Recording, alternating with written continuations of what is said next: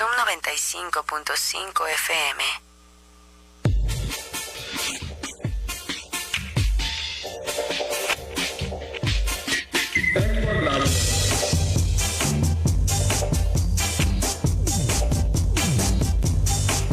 Bien, de vuelta. Ya estamos de vuelta acá en la radio con Aarón Tapia. Ya está con nosotros Nacho Lagarda, historiador, cronista de la ciudad, que nos viene a platicar sobre un tema, sobre las similitudes. Vamos a tratar de encontrar acá la guerra de reforma, liberales contra conservadores del siglo XIX, que aportó también al Estado, a México. ¿Y qué similitudes puede ser en la actual lucha política, ¿no? Que el propio presidente nombró liberales y conservadores, ¿no? Antes quiero decir que Salvador me deja muy caliente a la raza. ¡Oh, caray! ¿Cómo? Ah. Muy alborotada, entonces tengo que... Es que dijiste, me deja muy caliente, ¿no? La raza. Ah, ok. La raza, sí, mira. Los zapatos muy grandes. Aquí, bueno, el adoctrinado de Norteamérica, el adoctrinado yankee, Jimmy Moyer, dice: Aarón, te comento que en gran medida gracias a nuestros vecinos del norte, a los que tú le llamas los buenos, de manera sarcástica, gracias a ellos México subsiste. Hijo de ese mano, pues, nada más te recuerdo las remesas. Sí, nos las han de enviar gratis, ¿no? Las pinches remesas. Y lo que debería también Jimmy Moyer tener conciencia, pero pues no sé qué lea o qué ve, pues no, porque tiene la visión muy cargada, es que también gracias a nuestros queridos vecinos, México es el país también subdesarrollado que es. Tú conoces el Tratado de Bucareli, ¿no? Por ejemplo. Quisiera decir primero que hay gente que piensa que el mundo empezó hace 10 años. Así es. Y que todo existe porque Estados Unidos. Bill Clinton dijo, recordemos, es la economía, estúpidos. Así es. Yo le agregaría, es la historia, estúpidos. Hay que leer la historia. Totalmente. Y para eso recomiendo unos libros que tengo aquí que se llama El último imperio, los días finales de la Unión Soviética. Muy bueno, de un Sergei Plokhin, que explica cómo fue que cayó el imperio de la Unión Soviética y volvió y regresó el imperio de Rusia. De Rusia, con Putin. Y otro libro que recomiendo para entender lo que está pasando hoy, ha pasado desde que el ser humano, desde que las civilizaciones existen, se llama Prisioneros de la Geografía, de Tim Marshall. Con eso podemos entender esta pugna por el territorio, por la economía de los imperios y las sociedades en el mundo, y vamos a entender por qué Rusia está invadiendo Ucrania, y también por qué los Estados Unidos nos quitaron la mitad del territorio. Sí. Idéntico. Oye, y en 1847 hubiera estado extasiado Jimmy Moyer, ¿no? Con la invasión de los gringos aquí, con la ayuda de los conservadores y de la Iglesia Católica. Sí. No hubiera estado extasiado, hubiera ido a solicitarles que le dieran una ciudad, un papelito de ciudadano. Antes de terminar de hablar del tema que nos trae ahora, les recomiendo leer un libro que se llama La Guerra de 3 años, de Will Fowler. Buenísimo. Okay. Y otro libro... ¿Ese es sobre? La Guerra de los 3 años, que es la que vengo a hablar, la Guerra de Reforma. Sí, okay. Y otro libro del mismo historiador Will Fowler, que se llama Santana, la biografía de Santana, pero no la biografía de Santana en sí, sino todo lo que pasaba en México y en el mundo en general, alrededor de Santana. Sí. Y por qué Santana actuó como actuó. Y hay que entender en el análisis las circunstancias en las que actúan los seres humanos, sobre todo los gobernantes, para actuar como actuaron. Sí. El presidente que tenemos ahora en México, si hubiera ganado él en 1970, cuando la Guerra Fría, no hubiera actuado como está actuando. ¿Cómo actúa ahora? ¿Y cómo hubiera actuado? Pues como Salvador Allende, y cómo le fue a Salvador Allende, si es que es socialista. Pero en fin, ¿de qué vamos a hablar ahora? De la Guerra de los 3 años, de la Guerra de Reforma. Así es. Bueno, ¿cuál era el contexto cuando la Guerra de Reforma? Veníamos de una brutal confrontación permanente entre los mexicanos desde que habíamos declarado la independencia, en 1824, cuando llegó la hora de decidir qué tipo de país íbamos a hacer. Si eran federalistas, bueno, primero imperio o república. Hubo un imperio pequeño y se le vinieron encima los republicanos y se lo echaron a Iturbide, al, digamos, héroe desconocido de la independencia. Y entonces ya somos una república, entonces viene la república central o república federal. Quien no ha estudiado esos temas no puede entender qué significa una cosa y qué significa otra. Entonces viene la pugna de federal, república central. ¿Y quiénes son los que entraron en pugna? Los intelectuales, los pensadores de estas teoría de cómo gobernarse en un país. Los liberales ideológicamente contra los conservadores ideológicamente. ¿Qué querían los conservadores? Seguir siendo imperio, seguir estando como antes. Los liberales una república. Federal o central, los federales eran los liberales, los centrales eran los conservadores. ¿Y quiénes estaban ahí? Pues los masones, que eran los intelectuales de la época, entre los yorquinos contra los escoceses. ¿no? Que la más avanzada era, los más liberales eran los yorquinos, ¿no? Bueno, desde tu punto de vista, desde mi punto de vista yo soy liberal. Entonces, los liberales, yo estoy de acuerdo con la República Federal y el liberalismo. Ideológico, luego llegamos al liberalismo económico, que es el libre mercado, que se viene siendo capitalismo. Sí, y eso lo tenían los liberales, porque mucha gente cree que lo asocia a Benito Juárez con izquierda, pues no era precisamente, bueno, y era otro contexto también, ¿no? Ya hay gente que identifica a Miguel Hidalgo como priista, y a Benito Juárez como priista también. Sí. Entonces, pero eran liberales en toda la extensión de la palabra, tanto en lo económico como, es más, nomás para poner así en contexto, Maximiliano repartió más tierra ejidal a los indígenas que el propio Maximiliano fue más liberal que Benito Juárez. Liberal ideológicamente y en lo económico. Le salió el tiro por la culata a los conservadores, ¿no? Cuando se lo trajeron. Sí, dijeron no salió. Bueno, porque era un príncipe educado, culto. La corriente allá era liberal, venía de Europa. Aunque era un monarca. Así es. Entonces, cuando en 1857, en estas pugna, que una vez tuvimos una constitución federal o tal liberal, Benito Juárez y su gente, que eran unos intelectuales de primera, promulgaron la constitución de 1857, que era liberal y radicalmente liberal. Entonces sigue la pugna de los conservadores contra esa constitución y terminó en una guerra con el plan de Tacubaya, de un sonorense, por cierto, que llegó a ser presidente, Félix Zuluaga, nacido en Álamos, pero de origen chihuahuense. Entonces empezó esta pugna entre ambos bandos, que terminó en una guerra. ¿En qué circunstancias estábamos? Estábamos en que en Estados Unidos ya nos había quitado en su plan expansionista. ¿Y por qué expansionista? En ese libro, Prisioneros de la Geografía, ahí se explica, nos quitó medio territorio. Como decir, invade Ucrania. Se invadió Ucrania, se llevó todo. Entonces, Texas, Arizona, Nuevo México, California. Y muchas partes de los estados un poco del norte allá, de mucho al centro. Y el Imperio Español se estaba ya constriñendo, y estaba Cuba ahí, que los gringos iban ya por Cuba, y le quitaron a España Cuba, y le compraron a los rusos Alaska. Estaban expandiéndose como imperio, como ha sucedido siempre. Entonces se viene esta circunstancia de la pugna, y entonces nace una guerra civil, como si hubiera una guerra civil, chairos contra fifís, hoy en día. Entonces, a las armas, mis valientes. Y en aquel tiempo, pues, y los conservadores fueron a Europa a negociar dinero con los países europeos para financiar la guerra. ¿Qué hacían los liberales? No tenían dinero, no teníamos un sistema fiscal, no teníamos un sistema central fuerte, no teníamos nada. Ni carreteras, ni... Nada. De hecho, era un territorio muy invadible en México en ese momento, de unos 5 millones de habitantes, y la mayoría estaba en el centro, ¿no? Y había caminos es más, o sea, el libro que yo recomiendo mucho para conocer, darse de lo que era México en ese es Los bandidos del Río Frío, ¿no? Ese es un librazo que retrata la perfección, ¿no? Que eran estos salteadores o asaltantes de caminos.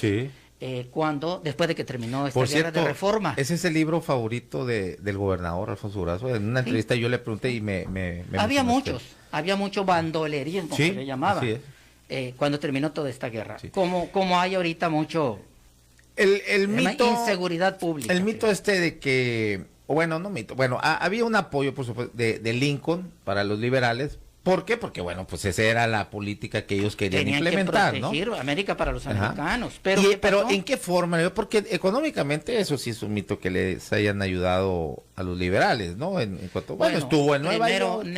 Ningún imperio te ayuda si no le das algo a cambio. Entonces vino esto del tratado Maclean-Ocampo. Pero no llegó a ser tratado, fue un proyecto nada más, un proyecto que no lo aprobó el Congreso, porque le tiraba una bola ensalivada muy buena, ¿no? Los liberales. Estaban en guerra civil los Estados Unidos, no estaban tan fuertes, ellos también estaban en su propia guerra civil.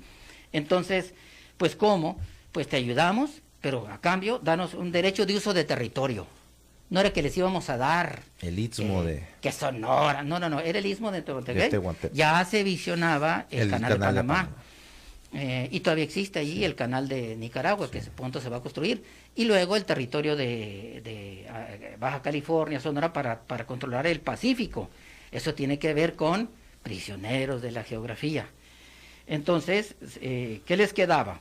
Buscar apoyo económico de los Estados Unidos, que lo tenía poco, y a través de ese tratado que no funcionó. Entonces los liberales se rascaron con sus propias uñas en esa guerra civil, a los conservadores les apoyó mucho la Iglesia, que era la que tenía el billete. Dinero, pero era inconmensurablemente rica la Iglesia, era dueña del 70% del territorio nacional, de los bienes inmuebles, que fue lo que les quitó un poco Benito Juárez con esas leyes. Y las leyes de reforma, ¿qué significan las leyes de reforma? Hasta entonces habíamos sido administrados desde el punto de vista de la administración pública por la monarquía. Y la monarquía le tenía concesionado casi todo a la Iglesia. Era poderosísima la Iglesia y el ejército. Entonces, por ejemplo, para que entendamos por qué antes nuestros bisabuelos se enterraron en las panteones de la Iglesia y nuestros papás en los panteones civiles. Les quitó toda esa administración pública del registro civil, los panteones, y se implantó el código napoleónico, el código civil napoleónico, para hacer esta estructura de administración pública en general. Pues no les gustó a la Iglesia, a los conservadores, y tampoco les gustó que les quitara la tierra a la Iglesia. Entonces, imagínense un decreto hoy en día de que le quitemos las propiedades a la Iglesia en este país. Yo que trabajé tantos años en el catastro, pues te puedo decir que la arquidiócesis de Hermosillo debe tener como unos 800 o 1000 y cacho propiedades en el territorio. De Hermosillo. Arquidiócesis de Hermosillo. Obispado, en el territorio obispal. Nada más. Hoy en día, que ya les quitó todo la Iglesia. Y que sí, son niños de pecho ahorita a comparación de lo que eran. Nada, no es nada. Miles de predios tienen en el obispado. ¿Todavía sí? Pues claro. Y no te voy a dar más detalles. ¿Pero pues por qué no? Me habló el obispo. Bueno, ¿y qué tiene que tenerlo? ¿Y te asustó? ¿Te dio crucera o qué? Todos pagan, todos están a nombre de particulares. Con prestanombres. Entonces, o sea, no real en el papel no. En la realidad no. Legalmente sí son centro de catecismo, pero está a nombre de Aarón Tapia. Porque lo dona. Antes no podían tener propiedades de la Iglesia. Desde el 91 sí pueden. Entonces, cuando a mí me llamó el obispo, el anterior, pues le dije, pues tanto, entonces sabía que los particulares le donen, pero hay que pagar el traslado de dominio, y eran millones de pesos de traslado de dominio. Lo que había que pagar. Entonces mejor prefirieron mantenerlo así. Pues sigue igual. Entonces, imagínense en ese tiempo. Entonces, el poder de la Iglesia y el poder del ejército, los famosos fueros, han oído eso, ¿no? No, pues era terrible. Entonces, entre esta pugna de los 3 años, pues los liberales ganaron la guerra. En este pueblo de Calpulalpan fue la última batalla que González Ortega, por cierto, que no era militar, el general más malo que tuvo la guerra de reforma, que perdió todas, y la única que ganó fue los esa. Liberales. Sí, fue la decisiva, y fue héroe nacional. Entonces, ya ganaron, pero ganaron, hubo elecciones, Benito Juárez ganó la presidencia, y se dejaron venir los imperios español y francés, que venían a cobrar las deudas del empréstito que le había hecho a los conservadores, que lo habían pedido en nombre cuando ganó Zuluaga la presidencia, en nombre del gobierno. Entonces, a mí me debe el gobierno. Entonces se dejaron venir encima. España no estaba en condiciones tampoco de... No, pues tenía a Napoleón invadiendo. Y Estados Unidos encima. No, eso fue 100 años antes. Estamos en 60 y tantos. Estamos en la guerra de reforma, él fue la independencia. Sí, ya estaba débil, ya se le estaba viniendo encima a Estados Unidos por Cuba. Entonces la única que se vino encima fue Francia, cuando dijo Juanse, pues si no me pagas, se dejó venir. Y se combinó esto con aquella viaje que hicieron a Europa los conservadores para contratar un gerente que administrara este país. Maximiliano. Y bueno, trajeron a Maximiliano como el PRG, ¿te acuerdas cuando se llevó ahí a Agustín Basabe? No nos podemos gobernar nosotros, dijeron, pues a ver, nos traemos a un priista. Y él no pudo gobernar. Y pues, lo mismo que Maximiliano. Maximiliano resultó bastante liberal. Sí. En el punto de vista, era un príncipe, era un niño, era un academiquito, era un hombre noble, bueno, un principito, pues. Sí. Pero no pudo. Entonces... le salió carísimo, ¿no? A Francia. Sí, claro. Imagínate la cantidad de ejército que mandó para acá, el mejor ejército del mundo. En ese momento. Ahorita que nos asustamos de Rusia invadiendo. ¿Qué pasaría si en este momento nos invadiera Estados Unidos? Imagínense que en la época fría nosotros nos declaramos prosoviéticos. ¿Te acuerdas? En la época sí. Prosoviéticos. Echeverría prosoviético. O Gustavo Díaz, el que sea, pues si hubiera venido encima a Estados Unidos a invadirnos, decía, aquí no, mijito, tú eres territorio vecino y aquí el patio de no me va a poner en Nogales, Sonora, unos misiles la Unión Soviética. Pues es lo mismo que está pasando con Ucrania, pues. Así es. La historia de Ucrania es interesantísima. Y Rusia nació en Kiev hace miles de años, los rusos. En Kiev es un territorio ruso. En fin, pero esta es una pugna entre los imperios, el imperio de la OTAN, de Occidente, y el imperio ruso. Y que a final de cuentas, bueno, los liberales imponen, ya sabemos, fusilan a Maximiliano. Entonces ya viene el gobierno liberal de Benito Juárez. ¿Qué tipo de gobierno fue? Pues se aventó 14 años por todos, ¿no? Y dicen que si no se muere antes, pues se avienta hasta más que Porfirio, ¿no? Ese es un supuesto. Bueno, es un supuesto, pues ya sé que es un supuesto, pero sí iba, la inercia la marcaba hacia allá, ¿no? Eso dependía, no es posible esa afirmación, ese supuesto. Eso dependía de las circunstancias tan críticas. Bueno, se aventó un fraude, acuérdate. Hasta que le salió. Que hasta peleó la presidencia con un muerto. No había sistema electoral. Sí, no, como no, era indirecta hubo una elección donde indirecta. A ver, ¿cuál? Indirecta, el pueblo no votaba. No, como haya sido. Sí. Pero había un muerto participando. Si lo analizamos desde la perspectiva del INE actual, pues eran espurios todos. Pues sí. Entonces se estudia desde la perspectiva de la época. Entonces no era tan fácil para Benito Juárez, cuando ya gobernó, si no se muere, pues no sé qué hubiera pasado, lo hubieran matado a lo mejor, pero sí apareció una rebelión. ¿Cuál rebelión? Tuxtepec, ¿cómo? La rebelión de Porfirio. Sí sucedió una rebelión. En esa inestabilidad, luego salieron los Porfirio Díaz. Que era liberal también. Liberal, héroe. Pero no eran monolíticos, pues, porque había los rojos y los moderados. Liberales, llamaban, ¿no? Como ahora, pues ve cómo están los idéntico. Se hacían Ricardo liberales en la Monreal mañana y cenaban siendo conservadores. Sí. Unos despiertan priistas y cenan morenistas, es lo mismo. No había. Solamente algunos se conservaron ideológicamente donde estaban y son los héroes, son los que reconocemos. Por ejemplo, el gabinete de Benito Juárez. El propio Juárez ya estaba enfermo, se murió del corazón, joven, en esa angustia. Fue un gobierno, pues ¿qué administración pública había? Nada, nada. ¿Qué dejaron los liberales a México? La forma de un verdadero Estado, ¿no? La forma de un Estado nacional, republicano, que significa mucho, con leyes, con los códigos todos estos que dije, las primeras leyes que se aplicaron, que se instauraron. Después vino Porfirio Díaz, pues antes de derrocarlo se le murió, tomó el poder y él estableció una dictadura. Porfirio Díaz nunca pudo con Benito Juárez, ni en lo político, ni en la guerra, jamás pudo con él.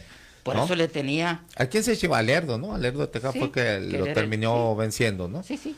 Era conservador, no, era liberal, pero... No, de los moderados. Era un militar. Porfirio, era dice, un glorioso sí. militar, como fue Victoriano Huerta, sí, un glorioso militar mexicano. Sí. Entonces llegó al poder, había mucha debilidad, conservó estas leyes, esta República Federal, y instauró una dictadura, pues digamos, sí, dictadura administrativa. Y ya conocemos la historia, y cuando viene la Revolución Mexicana volvemos a empezar. Entonces, ¿cuál es la similitud? Pues que ahora están estos, siempre han existido los conservadores, sí, y siempre han existido. ¿Qué ha sido la eterna lucha, no? En México. Pues esa es que es la forma de pensar. Nomás se va cambiando de cuerpos, pues. No, es el ser humano.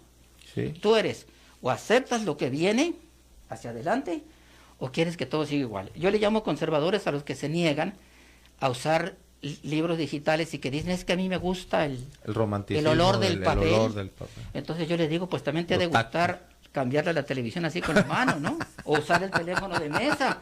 Eso es conservadurismo. Y el conservadurismo es como, el conservadurismo es querer que todo siga igual. Y el liberalismo es que no, que cambie, que sea diferente. Venga lo que venga. Ahora son los teléfonos. Pues es que un conservador es que te quiere mandar telegramas en lugar de mandarte un WhatsApp. Ahora, ¿es un liberal López Obrador o no lo es tanto? Él decía, él comparaba al inicio de su gobierno y antes, ¿no? En sus campañas, ¿no? Porque fueron 3, pero él decía que así como don Benito Juárez y los liberales habían separado la iglesia y el Estado, ahora habría que separar el poder económico del político. Sí. ¿Crees que anda por ahí o...? Es más o menos la idea y acabar con todos los privilegios de esta corrupción que se construyó a la vuelta de muchos años, del siglo XX, del poder del económico, como lo hizo Benito Juárez contra la iglesia, que era el poder económico. Ahora son los consorcios tremendos que hay aquí en México y en el mundo, que es el poder económico. ¿Alguien se puede imaginar lo que es el poder económico del mundo, del negocio de los medicamentos? Uy.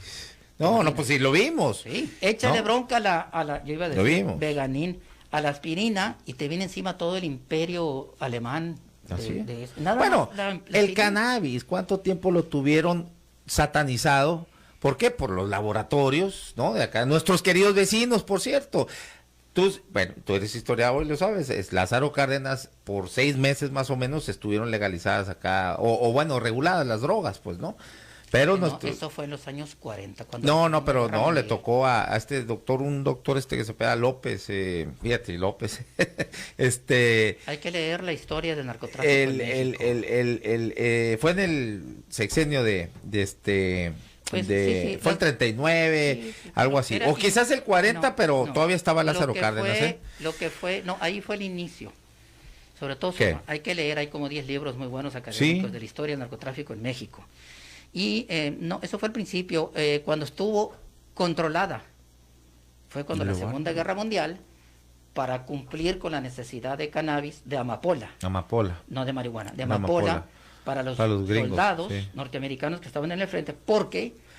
pero ese fue otra cosa, es parte de la historia, fue cuando se reguló. Pero yo lo que digo es, en el sexenio de Lázaro Cárdenas, por de 6 meses más o menos, se reguló en un marco, porque lo convenció el que era en ese entonces su secretario de Salud, para crear un marco de salud, no de judicial, para eliminar esto de las drogas. Regular, fíjate, no regular. Entonces si tú eras un vicioso, te inscribías en un programa donde te suministraban en los centros de salud la droga, y tenían todo, pero te tenías que inscribir Nadie ha encontrado ningún documento, ni los que han estudiado a fondo la historia del narcotráfico en México, de las drogas, un documento que diga que eso estaba regular.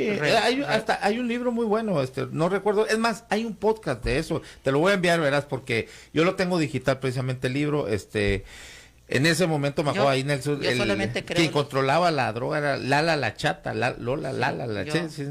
Entonces yo leo los libros académicos nada más. no leo a Martín Moreno. No, es un libro académico el que yo te digo. No, Martín Moreno. No digo, no estaba legalizada. Te saliste, Nacho, ahora sí. Fíjate con lo que te estás despidiendo con Martín Moreno. No debe uno de usar la palabra legalizar. Jimmy Moyer sabe ser fan de Martín Moreno. Mira, dice aquí, por favor, ¿cómo justifica tu invitado la invasión Rusia a Ucrania, argumentando que Ucrania era territorio ruso y que viva Porfirio Díaz? Pues ahí te das cuenta, el tipo de... Yo le respondo, yo no justifico nada, ni su vida, la de él. ¿La de quién? La que está diciendo. Yo lo único que hago es que explico, no justifico, explico. Sí. Bueno, pero es que Jimmy Moyer no le gusta nada, que ya viste, mira, viva Porfirio, ahí está, pues ese es pensamiento conservador. ¿Sí? Lo vamos a invitar un día aquí a que venga para acá, Jimmy Moyer, y que viva Porfirio Díaz otra vez. Bueno, sí. Dice Irma Urtiz, saludos, muy interesante el análisis del historiador Ignacio Lagarda. Luego dice Ariel Ballesteros, qué invitados, qué erudición, excelente programa, gracias y saludos a los tres, o sea, también a Salvador Ávila, pues, ¿no? Colaste tú ahí. Te colaste. Gracias a tus No, hombre, ya ves que te he metido algunas buenas redes. Aquí no te tengo que, porque pues soy el conductor y luego ya después no vas a querer venir, pero en esas sobremesas te he dado buenas chinguitas. Nos vemos en la puerta, no lo vas a aceptar, en la puerta de tu casa. Órale. Afuera de la puerta. Sí. No es mesa, es una puerta. Sí. Sí, vuelta a mesa, pues, ¿no? Es una puerta, así le digo yo. Pues, sí, totalmente. Puerta. Bueno, Nacho, pues muchas gracias. Ya hacía rato, ¿no? Que no venías, Sí. Interesante, ahí buscamos otro tema a ver qué más. ¿Cómo te ha ido en Telemax, en esta renovación, dicen, de Telemax? Sí, pues sí. Porque... Veo los mismos, nomás les dieron vueltas. Y tú, pero no me dejas terminar, para allá iba, pues. Ahí veo de las caras, bueno, no muy frescas tampoco, pero sí diferentes, porque no estabas. No es lo mismo fresca que joven. Yo sí no soy joven, pero sí soy nuevo, fresco. No vas a decir que eres fresco. En la televisión sí, soy nuevo en la televisión. Está bien. ¿Cómo te ha ido en ese? ¿Tienes una cápsula de cuántos minutos? 5 o 7 minutos cada semana. ¿Y vas de historia acá de Sonora o en general? En general, de lo que, así, del tema de la semana, y ahí, ellos los productores se encargan de eso. Bueno. ¿Cómo falta la historia, o sea, divulgarla? Repito. Y así como lo haces, porque luego hay historiadores que son muy enfadosos, demasiado académicos, muy metódicos, que son muy enfadosos, son la verdad, por eso no... Yo soy difundidor de la historia. Y les recuerdo, es la economía estúpidos, le agrego, la historia también estúpidos. Eso, bueno, muchas gracias. Muchas gracias, Nacho. Bueno, nos despedimos y nos vemos y nos escuchamos mañana en otra emisión más de En la Radio con Aarón Tapia, acá en Sub 95.5 de FM, la radio alternativa del desierto. Gracias.